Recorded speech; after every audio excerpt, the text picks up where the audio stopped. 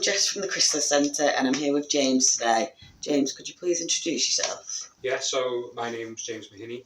I'm Senior Social Worker at Change Grow Live St Helens, which is a drug and alcohol service working with people aged over 19 and upwards. Perfect. All these questions about masculinity, different stereotypes placed on men in society, how young boys can grow up in this society. Yeah. So, has the concept of masculinity changed throughout your lifetime? I think it has. I think in a positive way as well. I think so. Like I certainly see a difference from when I was growing up, where masculinity was a big thing. There was a lot of emphasis on like being a man and being strong and not showing your feelings. And I think it sort of changed when I got to my teenage years, where people started to dress a little bit differently. Men started to be a bit more expressive. I still think we've got a long way to go with that, and I still think for certain parts of society that's still a huge issue. But I definitely think there has been changes along the way. Definitely. So do you think with those like stereotypes, like the male provider, strong, reliable, to what extent do you feel this is still present in society, and are they realistic expectations to be placed on men? So I think it's really still a lot prevalent in society. I do think that there's a lot of expectations, or there's a lot of I think we grow up thinking about certain roles that we might play, and I think sometimes it's not even conscious. I think that that comes from like things like the media and advertisements and stuff like that. What they show families to look like, how they show men. Even like as simple as like things like outfits, and how they show men and how they show women are very, very different. And therefore, subconsciously, I think we grow up with an expectation of this is what a man does, this is what a woman does, and if you're not fulfilling that role, you feel less than, essentially. We just say the second part of the question. Sorry. Do you think that the realistic expectations? I don't think they're realistic. I think it impacts on both genders, them expectations, in terms of like what some men's attitudes might be towards females and vice versa. I think it puts a lot of pressure on people to fulfill a certain role, and a lot of expectations that might be put on them. And some people might not want to live that type of lifestyle, might not want to go down that route in terms of like being the provider. Some men might want to grow up and stay at home. If they have family, they might want to look after the family and play that role in that way. And so obviously, it's sort of like dampening what they're wanting to do in their life, kind of thing. How do you feel like the stereotypes affect young boys growing up? Do you think it makes it more difficult for them? Do you think it's too high of a standard for the young boys? I think it can be. I think there's certainly expectations that they think they've got to reach. So we're essentially talking about what a successful lifestyle looks like, and how you can achieve that successful lifestyle, and what they might face is growing up with potential expectations of what, if you look at like things like social media and stuff, and you see a lot of young lads have got like, you'd have like celebrity influencers and stuff, and they've got all these nice cars and houses and best looking girlfriends and stuff like that, or boyfriends, whatever. And I suppose like people grow up thinking, well, that's what I want. And what they might see around them is not the same picture. And so they might see a lot of the friends and family or people who live very close by, working in really difficult jobs, with not a lot of money, not the same type of houses, not the same types of cars. But the people who do have that are maybe people who are into the wrong sort of things, crime and stuff like that. And so it becomes like a little bit of a thing where it's like, well, it's easy to go and do something like that to get that type of thing. Why would I go and want to slog my guts off working in a supermarket, because look at what they're getting for that, as opposed to what they're getting for it. So I think that can create obviously a thing where they're trying to meet expectations, but they don't have the means to do it. And then obviously if they're not getting the opportunities that other people might be fortunate to get, then that leads to a situation where, you know, they haven't even got the ability to get that type of lifestyle. So obviously the pressure that they might feel under to achieve that might be immense. Yeah. It's like the lifestyles that are portrayed are like can be so unattainable for just regular people. Yeah. And they're not real either, are they? Yeah, no. These lifestyles aren't real. No. Like I was talking about this in a group the other day where, like, you know, when people post things on social media, it's very well thought out and very well planned out. Definitely. Even down to what the captions say, what the picture looks like, what the filter is, what they're actually taking a picture of.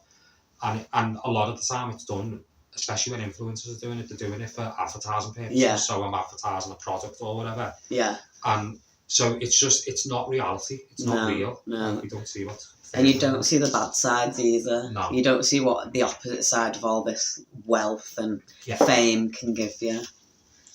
Do you think that there are barriers for men focusing on things like self-care, mental health, taking time off if they need to, like issues with body image maybe? Do you think there are more barriers for men? Yeah, definitely. I think, again, if you go back to social media, I think it's the whole same thing around like what's put out there and what the standards that are set that men have to achieve. And I think definitely I've seen a change in that over the last few years, where that was almost solely confined to a lot of women, where women had these unrealistic expectations because of what was put out there, and that was, you know, a lot of it was coming from magazines. But I think social media certainly has an influence on men, young lads now in particular. Even for lads at my own age, where there's these, you know, body images that are put out. You get all, you know, people with muscles and the gym and all that type of stuff, and obviously you see in this day in, day out, and you know, the more that you get exposed to that, the more that you're trying to live up to that standard, and it's really, really difficult. I think there is a lot of barriers in terms of looking after your own well-being and health. A lot of men don't talk about what's going on for them. It goes back to that whole thing around masculinity and not being weak and not being vulnerable. And I think a lot of the times we teach men to be like that from a very early age. So that whole thing around, you know, when a little boy falls over as opposed to a little girl, and like the reaction to a little boy might be, come on, get on with it, you know, dust it off, don't cry, you know, come on, and be a big boy. And I think that grows up, and what we learn is to not speak about our feelings. Don't speak about your feelings, don't speak about what's going on for you. And obviously as that progresses, that starts to feed into your health. So interestingly, we were just having this conversation with colleagues where we were talking about things like bloodborne viruses and how you might be exposed to that. And would we, as people who maybe try and get our service users to get bloodborne viruses, would we get tested ourselves? And there was a very 50-50 split around who would and who wouldn't. And typically it was the men that said they wouldn't want to get tested because why do I? Because I don't want to know. Oh, wow. And so we sort of had a bit of a discussion around that, because I think sometimes that's a lot of, like, if we're not dealing with a problem, we don't need to know about it. There's no problem, and it's just that, again, I think it relates back to that fear of being a bit vulnerable. Like, I don't want to know about my health because I don't want to be vulnerable.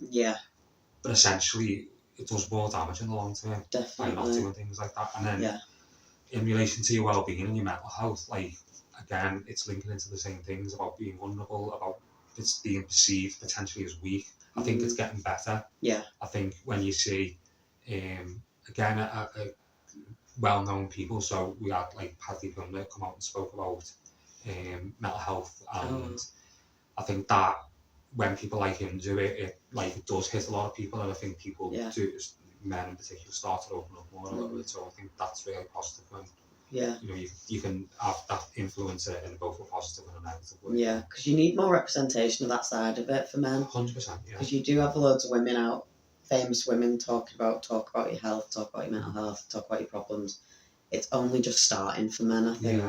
I think we're on the cusp of it, and I think there is a movement out there, and there's a lot of people doing work, and even in St. Helens now, there's people doing work to try and get men to open up more. There's some really good groups going on, even like, I don't know if you want me to mention a few of them, but definitely. So I heard the one the other day, Parents and Man, where they have a thing where, so they're trying to encourage men to open up, so they will, they have a walk every, I think it's the first Saturday of every month, where you can just show up. You don't need to do anything but just show up to this walk, and then it's just about walking with other men, and you can just talk about what's going on for them and stuff. Fantastic. It's really things good. like that that are really positive. You know what I mean? So there's not a reason you don't have to jump through hoops to access that. You can just turn up, and then we're heavily involved with boxing.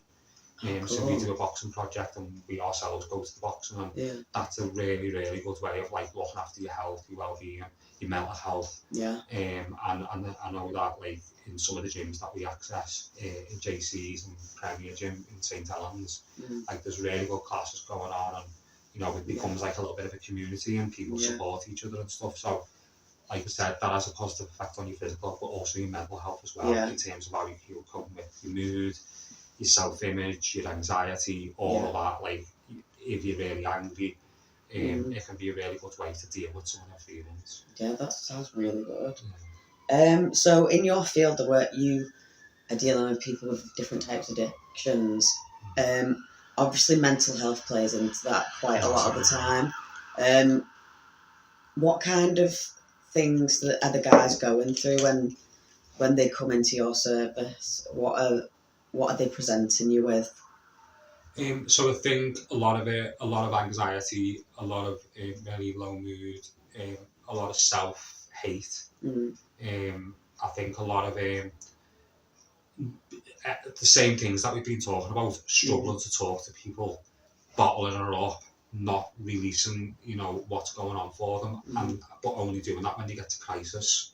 So when like it's at the point where they literally can't take it anymore, and then it maybe comes out in a really negative way, in the sense of like, you know, they might use substances to help deal with their feelings, to help cope with their feelings.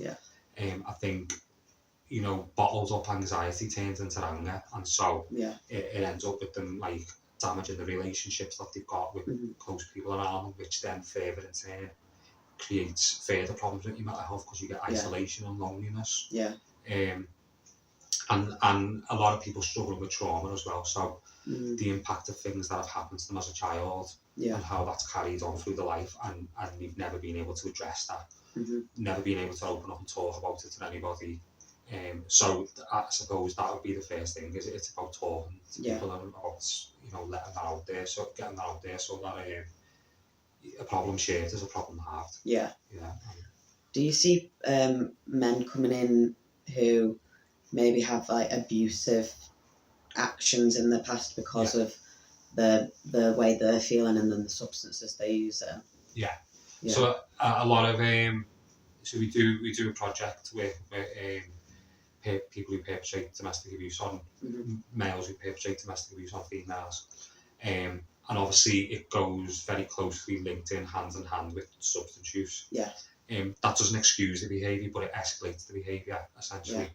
And I think, again, a lot of the same issues, a lot of struggling with how they're feeling, how they've been brought up, stuff that they've experienced in life, not knowing how to relate to people, not knowing, a lot of insecurity, and part of what we're doing is trying to work through that. So we start changing behaviour by looking at people's substance use, but that is just a coping strategy. The substance use is just a way to deal with however they're feeling inside. So much larger than that is, well, what's the behaviour that you're telling us, and what's going on? Why might they be behaving that way? Why might they be feeling that way? And so what we can do through starting to work with them around the substance use, we can start to address what's underlying that, and start to look at, well, if we're going to change this part of your behaviour, let's look at the whole of what's going on for you, and let's start to change that as well. Because do you see patterns if the initial problem doesn't have help or support around that? Do you see patterns in like repeating the addictive behaviours? I think we see patterns in terms of how they might cope with the feelings that they're feeling, and how they might cope with what they've been through in their life, and typically the patterns are normally using substances. So that in itself becomes like a bit like a cycle of you know, going around the same thing and getting clean, and then carrying on using, because if they're not really getting to the crux of it, and not really dealing with the initial thing that's started that process, then you know, you can carry on in that cycle for a very long time. Yeah, definitely. So as we're talking about male violence against women and girls, what education do you feel needs to be put in place to prevent that and to teach everyone that it is a bigger issue than we all think? Yeah, I think there's a couple of things. I think obviously it's not just about targeting men. You've got to be able to support young girls as well to have a knowledge and awareness around it. I think they both need support around understanding relationships. Yeah. I think a lot of the time, I think, you know, as kids who and what you'll typically see is a lot of them have experienced trauma in the childhood. Yeah. And dealing with situations as children that we are not equipped to deal with as children. Like, we don't think logically as a child, we think with our feelings, and so a lot of kids are growing up thinking with the feelings and therefore acting on them feelings as well, but not fully understanding what's going on for them. So I think the first thing is to talk about different lifestyles at home, talk about different relationships, talk about, you know, adverse childhood experiences. I think there needs to be a lot of stuff done around that. Talk about the impact of trauma on the body, on your mind.